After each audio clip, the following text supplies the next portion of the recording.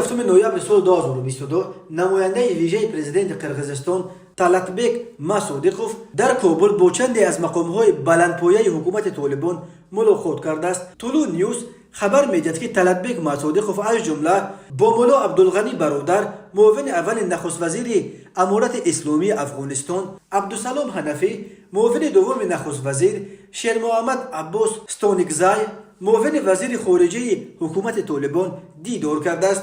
منبع می‌افزاید که ضمن واخوری‌ها نماینده ویژه پرزیدنت قرقیزستان خواستار همکاری‌های دو جانبه در بخش‌های گوناگون شده است. همزمان جانب طالبان از درگیری‌های اخیر در سرحد تاجیکستان و قرقیزستان نگرانی خود را نشان داده خواستار حل مشکلی از روی مسئولیت‌آمیز شده است و تاکید کرده است که دولت طالبان به هیچ گروه اجازه نمی‌دهد تا از خاک افغانستان بر ضد دیگر کشور استفاده شود.